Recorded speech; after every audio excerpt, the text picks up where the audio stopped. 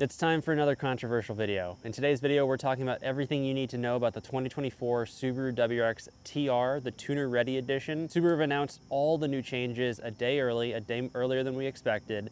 So in this video, we're gonna go over absolutely everything you need to know, everything that Tuner Ready, that TR WRX is gonna come with, what makes it different from all the other WRXs, and we're gonna talk about my controversial opinion about why everything that we've heard about the TR WRX is actually a big negative for Subaru and the WRX community. And I say that as somebody that absolutely loves this platform. This is my 2022 WRX, but there are some big negatives here. We're also gonna talk about pricing. We don't know the exact pricing, but we're gonna do a little bit of extrapolation from what we've seen to give a rough price range. What I got based on what my expected price was about in the middle range of what we're hearing from most news organizations, what they're expecting to. So that's how I've ballparked whether or not I think I'm basically right, among some other things. If you're not already subscribed to the channel, you want to keep up with WRX STI news, the build for my 2022 WRX, be sure to hit the subscribe button and let's get on to the video. We get the handy dandy phone out and I'm just gonna read you the press release from Subaru on what is gonna be like the major changes for the TR WRX,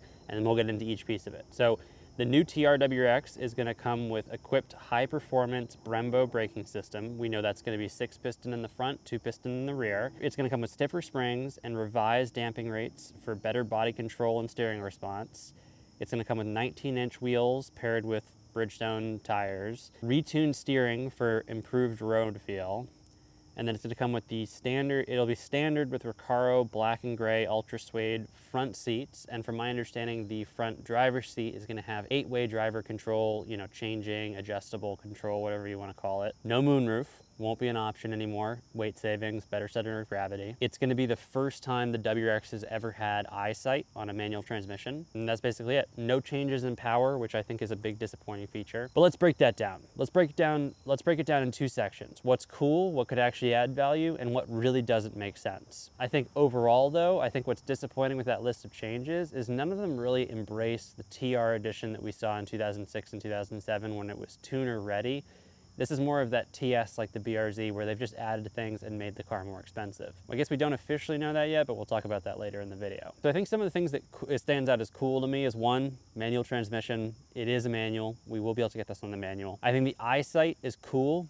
Would I ever use it? Absolutely not. Driving a manual, I don't know that many manual owners that would do it. I guess it depends on where you live. I've never, you know, in the last 6 years of driving a manual, I've never even used cruise control. So, you know, maybe that's just me, but I don't think there's a lot of value there for me. Moonroof delete, I could care less. I don't have a moonroof here. It's not a feature that I exactly love. It's nice to have if it's there. I don't think that they're really saving that much weight in the lower center of gravity in the grand scheme of things, maybe on a track. In a theoretical scenario, it's easier to manufacture for Subaru, and theoretically, if this vehicle is going to cost more, it adds a larger bulk of savings if you were to get one equipped like a Limited or a GT or a Premium with a moonroof. And this is still gonna be more expensive, there's a better rate of profit for Subaru. I also think that the updated steering controls and damping could be interesting. That could add some value that you can't get in the aftermarket, and I think that probably stands out as something that might be unique with this car, that might be something that if you are tracking the car could be valuable. And I think that's one of the few things, honestly, I guess that's like so far the biggest standout of like, I think this is something that's interesting. I think this is something that's valuable. I think it's something that's hard to replicate in the aftermarket, but that's essentially it. Because there's 3 other big pieces here that are standouts, but I don't think they're necessarily worth it. So let's start with the seats. The Recaro seats, that's probably the most controversial of what I'm about to say, but they're nice.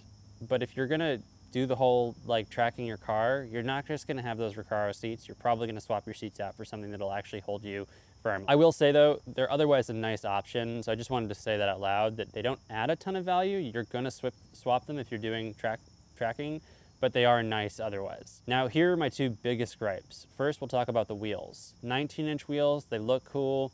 Anyone that owns a Subaru is gonna change them immediately. They don't look cool enough to run long term. They're still fairly skinny, so if you're running a lot of power, you have the advantage is to go with wider wheels anyways. And they still don't fit the profile of the car when you really start to modify these cars, in my opinion. Again, we all have different opinions. Some of you guys are gonna love them, some of you guys are gonna keep them for a while. I just know historically, people change wheels often, so this isn't a big selling point.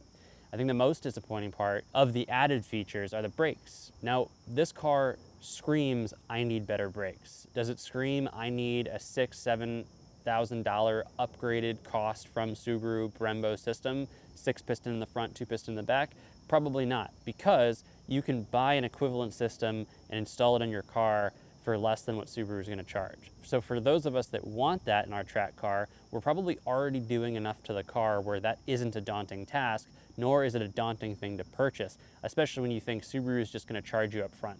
Some of you finance guys might say, well, you're technically financing it, which you couldn't do otherwise. I get that. But can you achieve better braking with just better rotors and pads? Absolutely. Can you achieve the best braking? No, but you could buy a Brembo, you could swap it, you could buy Willwoods, you could buy a bunch of other things that are solid braking systems that aren't going to cost that. And if you wanted to spend $7,000 on a braking system, you'd probably end up with a Brembo system anyways, just a better system than what will come with the Subarus. So it's a double-edged sword. If you really want the braking and you are tracking it, it might be nice as a convenience factor. You're going to overpay for it, and you're going to be doing so much other work to this car because it comes with stock power that it might just be something else that you do. The same goes with the spring rate or whatever you want to talk about with just the suspension upgrade, where you're going to throw coils on it. This car is so easy and so, it is so functionally easy to put on new coilovers that almost anyone can actually do it with new coilovers. In the last decade for this platform, they're just a quick bolt on, swap. It's easy to do it yourself at home, with very little mechanical knowledge, and they're not that expensive. So when you start stacking these benefits or added features that Subaru's putting on the TR WRX, you start to realize those are all things that you could do on your own, especially some of the things that they're flaunting as massive track upgrades.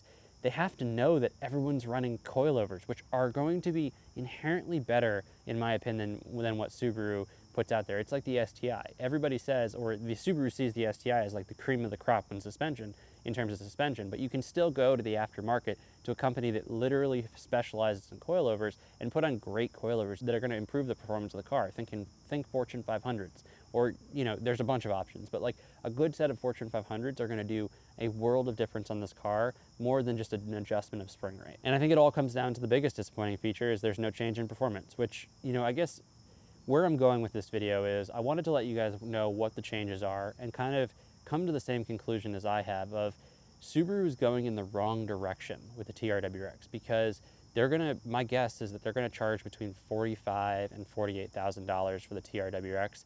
It could be more, but that's going to be the base not landed cost of the WRX for the 2024 model year is my best guess right now. And for $48,000, you can get a used A90 or A91 Supra, like a 3-liter Supra. I'm going to use that as the comparison point because from a performance standpoint, the WRX, even modified, cannot even keep up with the Supra in any of the factors. The Supra is the by far better sports car. They're not even comparable. But for the same cost, you can then get yourself into that platform. So it begs to ask, what is Subaru doing with this improved thing? When we saw the Type RA come out, it had some functional performance differences that allowed it to be standalone, let's say, where you could do more with the car, you could track it, add some function. So if you were an enthusiast, you could spend your money and you could do all those things. The problem is we're looking at a car that's going to have some amount of volume sold and not be much difference than what you can do with a base WRX. Unless you're going after eyesight, there's not a lot of differences, especially when you start to think that everyone that starts to wreck these, the amount of aftermarket suits that become swappable, it'll be easy to replicate the TR for not a lot of money, especially considering when the bases are selling for $27,800 at dealers new right now. There could be as much of a $20,000 difference between a base VB WRX and the TR in 2024. Let that sink in for a second. That's pretty crazy. And again, comparatively, when you talk about a car like the Supra, which is a proper sports car, and this, so it begs to ask the question of where is Subaru going with the WRX? Where is it going to be going with the STI? What are we going to see? One train of thought could say the STI could be a lot faster. They could be trying to, create more of a gap between the two and hype up the release of the STI. You could also say that Subaru is trying to economize their line of cars, including their sports cars, and make them more accessible to the general community, more of just a sporty sedan that offers a few of the extra things and not so much of a sports car. We really don't know. I'm just saying that right now, the release of the TR is really disappointing to the aftermarket, and I think it really doesn't address the fact that Subaru doesn't seem, or they don't seem to show, an awareness of what the aftermarket is doing with their vehicles. And seeing that aftermarket is such a large proportion of their buyers and recurring revenue, you think that they would want to spend more time understanding what the aftermarket is actually doing with these vehicles. And, you know, it begs to ask the question of why couldn't they, you know, replicate that? You know, the biggest thing that I could say, and if you were to take one thing away from this video, is imagine if Subaru had released a WRX, a VB WRX, where the only change was putting in the STI transmission, just restarting the production line, which exists, which they could produce more of them, and retrofitting or creating a VB WRX that had the STI transmission. I would go on to say you could charge $50,000 for that vehicle, make no other changes, and it would sell out.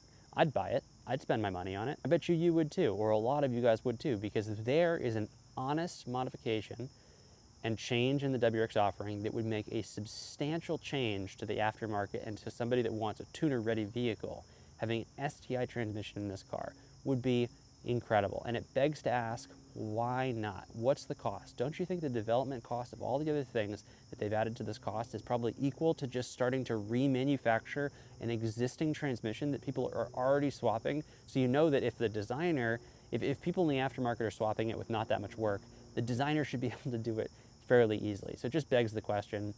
I'll leave you at that. Again, there's a lot of engineering behind what I just said, but overall, I think what we found out right now is disappointing, and you gotta ask the question, does Subaru really understand what we're doing to these cars?